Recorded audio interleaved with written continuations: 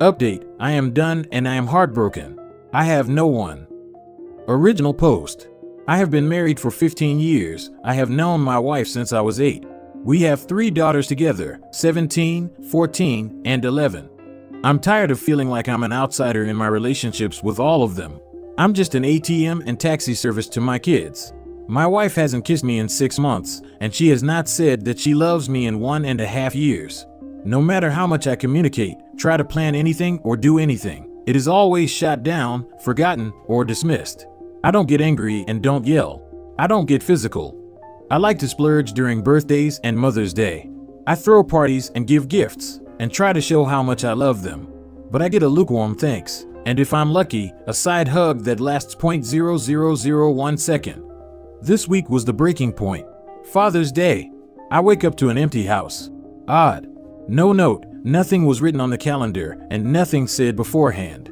I send a text, and I get back, I took the girls out for a spa day, don't wait up. Then nothing, literally nothing. Dinner time comes around and they get home. I asked how their day was, it was fine. I asked what they would like for dinner. Nothing, we already ate at one of my favorite restaurants. Cool, whatever. There is no mention of it being Father's Day. No I love you, how are you? Nothing. Fast forward to Wednesday, which was my birthday. Nothing. Literally again, nothing. I suggested plans, they get shot down. I suggested food. Nope, shot down.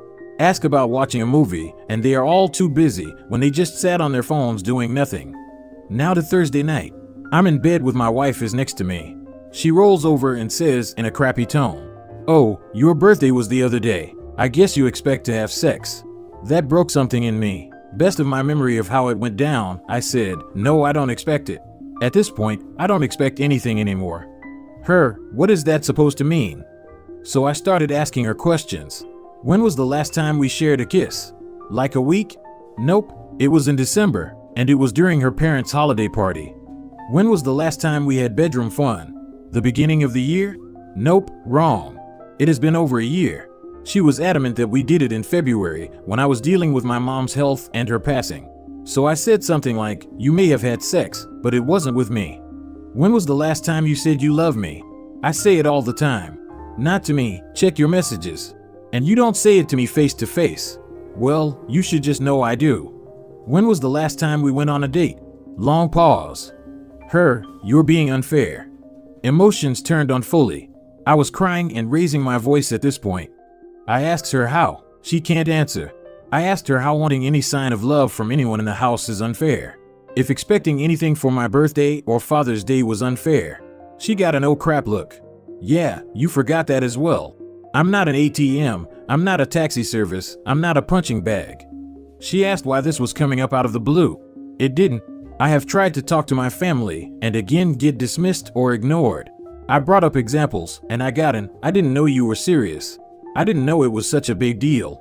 I left saying something to the point of, "If you want to pretend that I'm invisible and don't exist, fine, you don't have to pretend anymore."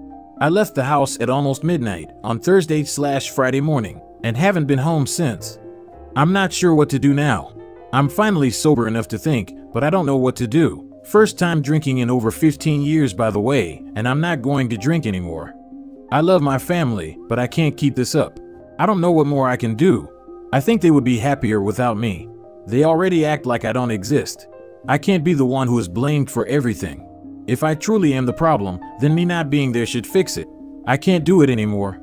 I have tried to be a good provider, a good partner, and a good dad. Never missed an event of our kids, never prioritized work. I kept good hours so I could see them more. Took on more responsibility to better our life and future. But it is never appreciated. It is never enough. I am never enough. I only have one message from my wife. I'm sorry for making you feel that way. We all love you, and we are here for you when you want to come home and talk. That is it, no other messages. No calls, nothing from the kids. I feel like if they really wanted me there, they would try reaching out more. All of the kids have their own phone. I don't know what she told them. I'm sure they heard me raise my voice. Me raising my voice would have definitely got their attention since I never do. I'm sure they heard me leave. I just don't know. This made me want to cry. I'm so sorry you were treated this way. I can't imagine ignoring Father's Day or my dad's birthday. And that expecting intimacy comment your wife said was absolutely horrible. I hope things improve for you. You deserve it. I agree the comment about expecting it is rude, no matter what the context is. And it's worse with context.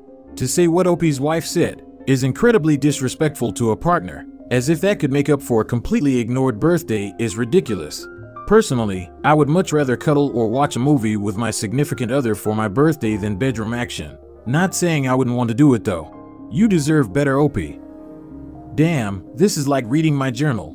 I can absolutely relate to you, Opie. But I have a different take for you to consider. Go home. You deserve that space you helped pay for. This time, you match their energy. Start saying no. No more taxi service, no parties, no more ATM withdrawals. For your wife? Become a gray rock. Speak when spoken to. Just be a member of the family, but no more night service for anyone in that house. Not until they treat you better. Don't fall for the love bombing. It needs to be sincere and last forever. Not just a couple of weeks or months. Also, spoil yourself. All that money you spent on them, spend on yourself. Hit the gym, play golf, and go out with your buddies with limited drinking. Pamper yourself and have personal spa day. I am telling you, a massage, facial, and a pedicure is freaking amazing. If nothing else, you will learn to appreciate yourself, and even if things don't work out, you will be in a better mental state to deal with it all. The last thing is to get your ducks in a row. You will know within the first 48 hours if things will change. If not, contact a lawyer to draft a separation agreement and decide on your next steps. Fortunately for me, things have changed. It's still not perfect, but it's better. I love your advice, but I'd still add that before any kind of separation, they should make a plan to go to counseling. Of course, you can't do much if your wife won't agree to it, but it seems to me that it could be super helpful in learning to communicate with each other. I could also see learning to bond again and appreciating each other also as a part of it. If things have been like this for as long as he says, I don't see how it can so easily switch overnight. If it does, you're right, that's just love bombing. But a change for the positive needs to happen. It's not a communication issue, she's just an awful wife that deserves to be dropped off at the closest dumpster. She's not even in the same stage as decent wife. Way easier to replace her than teach her how to not be awful. Edit to add. Thanks everyone. I did not think anyone would care. You have given me some hope and advice I'm going to look into. I don't know how to respond to a lot of the comments. I know how to, just not in words. I'm going to try to figure things out more. I'm now 100% sober, so my mind is clearer. I'm going to start meeting with people on Monday and try to come up with options. Now for the update. I have not been well, but am doing better. You guys have helped me a lot and it means more than you know. I was able to get help through my work. They have resources for both therapy as well as legal counsel. But somehow my boss found out I was reaching out and now won't leave me alone, but that's unimportant. I know she only has good intentions. So far, I like the new therapist I was able to get an appointment with. I thought there would be a long wait list. She recommended a family/spousal therapist as she focuses more on individuals. I talked to them as well. I got referred to divorce lawyers. I don't want to use them, but I had a talk with them and got an idea of what that route would be like. I'll be like 70% screwed. But we are in at fault state, so if it turns out she is cheating, I'll be okay-ish. My kids did reach out after a few days worried. I told them I'm fine, do truly love them and miss them, but needed space and time. For the first time ever, I missed some of their extracurricular activities. I think that is what made them understand something was really wrong. Some other family members/friends noticed and started asking questions to all involved. My kids also mentioned how things were not the same without me around, and my wife was struggling. My wife reached out a few times just checking in, apologizing, giving me updates on things. And a couple of the times, she asked about the 4th of July. We usually host a party/barbecue. I said I wasn't interested, but said that her and I needed to talk alone in person. That happened the weekend after the 4th. Apparently, she was planning the 4th as a surprise birthday party for me after I had left to make up for forgetting my birthday. But I ruined it as I didn't go and wasn't interested. When we met up to talk, she wasn't alone and brought the kids. I was happy to see them. They seemed happy to see me as well. But I asked for my wife and I to talk alone. When I pointed this out, she said the kids missed me and it was fine, we can talk with them here. I believe it was more of a manipulative move. I explained that this was another example of how my feelings or wants get ignored and cast aside. how I have been ignored for a while, and how that is not right by anyone. She kept apologizing, but I said while I acknowledged the apologies, I don't accept them. Most of the apologies, to me, feel like they are not real, such as her initial apology of "I'm sorry you feel that way," or they sound forced / just saying what she thinks I want to hear. Actions speak louder than empty words. I also said that she is setting an example and expectations on how I'm treated and how our daughters will see and treat me in their future relationships. As of now, no one should be treated this way. I think at this point, my wife regretted bringing the kids. My 14-year-old took my 11-year-old for some snacks, while my 17-year-old stayed. I flat out asked if there was anyone else, if she was cheating physically, emotionally, or otherwise. She looked like I had just slapped her. She said she would never do that. I asked why she was so adamant about us having sex in February when it has been longer. Daughter left at this point. Why has every part of our romance died within a year span from her part? She didn't know. We talked for an additional 20 minutes when I finally took out 2 folders I had with me. One was a separation document, not quite a divorce, but halfway to it. The other was therapist referrals for individuals and couples. I needed her to understand how serious I / this situation was. I asked her to look over each other and ask herself what she wanted, but she had to make the decision and schedule the appointments. I explained that I'm done living this way, and if she chooses to stay with me, then there are going to be major changes occurring both in our relationship and at home. I love the woman I married, had kids with, and built a life together, but I don't know where she went. My kids came back, and my 11-year-old was mad I wasn't going back with them that night. I gave my wife time. She contacted me the next day, saying she has made appointments for herself and for her and I. She explained that she set up some bi-weekly individual therapy, and we have our first couples therapy early next month. The reason for the wait was so she could establish / work on herself first. I have been using the gray rock method towards her since the initial incident, per yours and my therapist's recommendations. So, it's still a work in progress. I'm not in as dark of a place as I was when I first posted. Some things are better than it was. I'm willing to put in the work, but it won't be one-sided. There is a plan moving forward, so that's a plus. I have been home for a week now, but I'm sleeping in a different room. Some changes have been put in place already, but time will be the real test.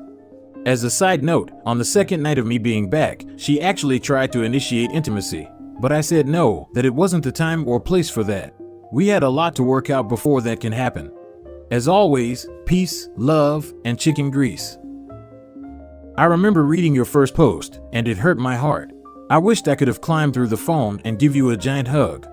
This Redditor is so proud of you. I'm proud of you for getting help you need, and happy to hear therapy is going well. But as someone who watched my mom disrespect / disregard my dad's wishes and feelings, I am beyond proud of you for standing firm with her when she brought your daughters. Lastly, when it comes to the 4th barbecue, you didn't ruin anything. The bottom line is you were hurt, and throwing a party wasn't going to fix it. Would have it been nice? Absolutely. But I don't believe any real change would have been possible. I also just want to voice how loving you sound as a dad and partner. You deserve to feel loved too, and I hope your family realizes that. I'd also be interested to hear if she even started to make the birthday plans to begin with. From the description we have, it seems like something she just threw out to try and cover her behind to sound like she cared. Maybe not, but doesn't seem unlikely. I highly doubt she made plans because she wanted to. According to Opie's initial post, she was surprised and had an oh crap realization after he called it out. Not to mention is blatantly ignored his wishes to speak alone. Doesn't strike me as a caring partner. The kids shouldn't get a free pass either. They're all old enough to know and do better.